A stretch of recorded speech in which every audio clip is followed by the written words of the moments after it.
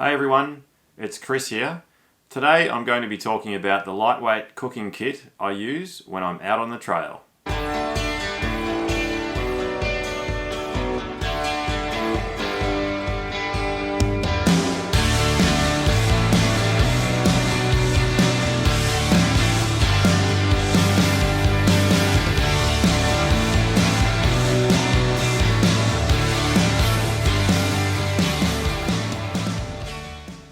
Alright, well it's another day of filming indoors today.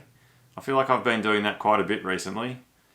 We are still under stay-at-home restrictions here, and we're hoping that may start to ease in the next couple of weeks. So we're just waiting to find out what the beginning of easing of restrictions might look like very soon, hopefully, so I can at least get out, hopefully, for a day hike soon. So today I'm going to go through each of the different parts of my cooking kit, and I'll talk about the weight of each of those items as well, and then just look at what the total weight of the full setup is. I call it a lightweight setup. It's probably not what I'd class as ultralight. There's definitely some grams that could be dropped on a few things here, but the overall weight is still pretty lightweight. So I'm pretty comfortable with the way that I've got it set up at the moment, and I'll take you through each of those items now. So the first part of my setup is my stove, and the one that I'm using now is the Soto Windmaster. And as you can see from that, it's got a separate piece which is the pot support, and there's a couple of different options which I'll show you as well. On its own, that weighs 60 grams, so it's a really nice lightweight little stove. And one of the things I really like about this one is that it actually has its own igniter built into it. So if you can see that little red button there, that's actually the little self-igniter on there, so that's pretty handy.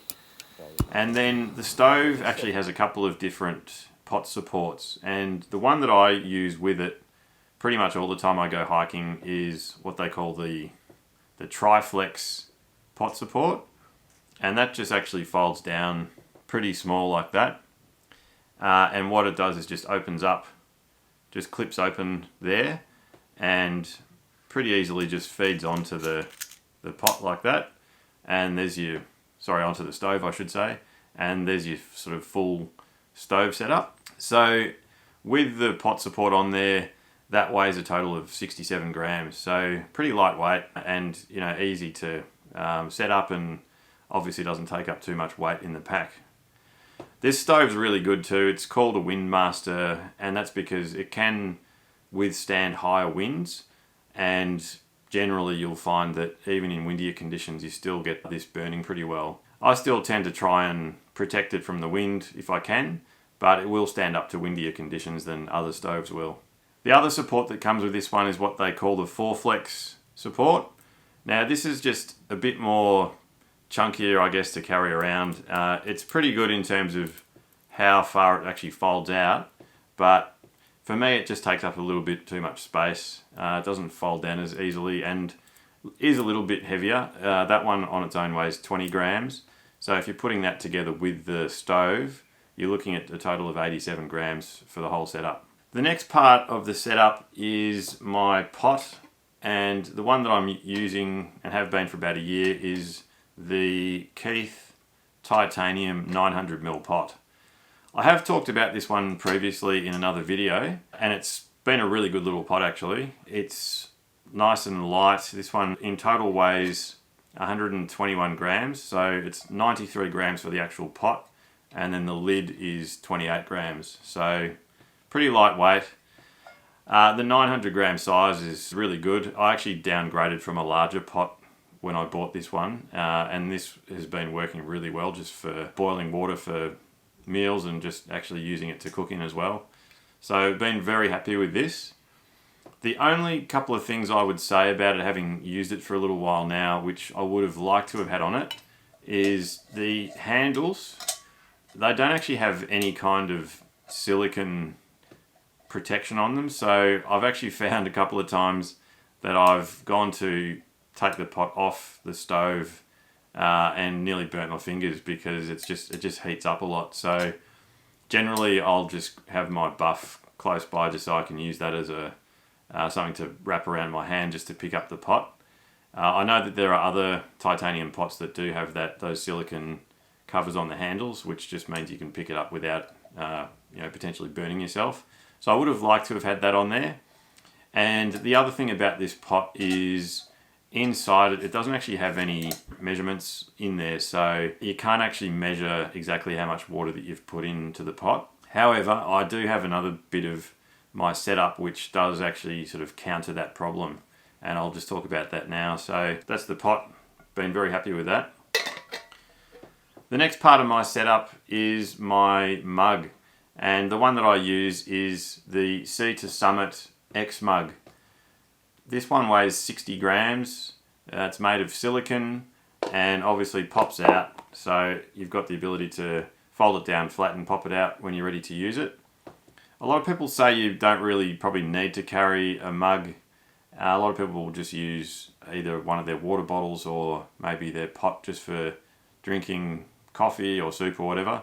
I just like to have one separate, especially if, say, it's breakfast time and I'm making up some porridge or oats in my pot and then I want to have a coffee with that at the same time. It's nice to be able to have this. And the other advantage of having this as well is that it does have actually the measurements inside it. So although my pot doesn't actually have measurements marked into it, I do use this just to measure things out. So that kind of counters the issue of the pot not having those measurements on it. So that works really well. And look, it folds down flat, as I said. And I think I talked about this in a previous video too, but the way that it actually all fits together is it fits just perfectly into the bottom of my pot there. So that just is really neat. And then the next thing is just the utensil that I use. The one that I'm using now is the Sea to Summit titanium long-handled spoon. That one weighs only 12 grams, so very lightweight. I like having the long-handled one because if I'm using this to eat some of the freeze-dried meals within the bags, it just means that you're not having to stick your hand right down into the bag. You just avoid getting your hand kind of dirty and covered in food. So this one's great. It's just so lightweight. Yeah, really good little bit of gear to have. And then the only other part that I have as part of my, I guess, hiking kitchen is just what I use to clean up with. And there's just a pretty simple setup that I've got. So the first thing is just a sponge with a scour on it. I just actually cut that down from a full-size sponge, and that just is, hardly weighs anything, and that's just what I use to clean up my pot and my mug. I do carry just a small container of the Sea to Summit Wilderness Wash soaps. They're just the leaves. You can see that. Focusing on that. So there's 50 leaves in there. That's just, again, really, really lightweight. And I just use usually one of those to put in the pot and the cup when I need to wash it up. And then the only other thing that I carry as part of my washing up stuff is just basically a lightweight cloth. And that's just to dry things off pretty much. And that is really all that I use to kind of clean up my stuff. I don't know exactly what those things weigh collectively, but let's say, be generous and say 20 grams, I think, altogether. And I just carry that in a little stuff sack, which actually used to be the steaks bag from one of my previous tents. So that just all gets carried in that. So that's all of those bits of washing up gear. And then obviously the thing that I haven't talked about is fuel as well. You've got to count fuel in your overall weight. Depending on the type of hike that I'm doing, I'll carry either a 110 gram fuel canister, and I think I'd shown previously, but that fits very easily inside my pot, so I just carry it inside that. And the other one, if I'm doing a longer hike, then I'll carry a larger fuel canister, which that's the 230 gram canister. And again, that one does actually fit pretty well inside the pot. It does just sort of stick out a little bit at the top, but I normally just sort of put the lid at the bottom if I'm carrying a larger fuel can. So that just goes into this little mesh carry bag and all works pretty nicely. And the Soto stove that I use has its own little stuff sack as well. So I just basically put it into that and carry it around in the little stuff sack. The only other piece of gear that I carry which I could use as part of my cooking setup is a mini Bic lighter. Now I actually carry that in my first aid kit, and it's always there just so I've got a backup form of fire. For whatever reason, if my igniter on my stove wasn't working, then I've still got that I can use. And obviously if I'm in a place where you're allowed to have fires, I use it for that as well. So that weighs 11 grams. I don't really count it as part of the overall setup because it's kind of separate to it. It's normally in my first aid kit, but that's in there as well if I need it. So if you put all of those things together, the total weight of everything, including the items that I use to do washing up, is 280 grams. And then if I'm adding the weight of fuel to that as well, if I'm using a 110 gram fuel canister, then you're looking at 390 grams. And if I'm using a larger fuel can of 230 grams, then it's a total weight of 510 grams. So as I said earlier, I would class this as a lightweight cooking system setup. It's probably not what you would say is ultralight. There's definitely some more grams that could be dropped out of this. For example, if I didn't carry a mug, I could take another 60 grams off that. And I could definitely also have the option of using a lighter weight stove, such as the BRS 3000 for example, which is a titanium stove. And I could also potentially use a slightly smaller pot as well, maybe a 700ml pot, which would take down a little bit of weight as well. But with the way that I've got it set up, it is still lightweight. I'm pretty happy with how it's working for me, and this will be the system that I continue to use for a little while yet.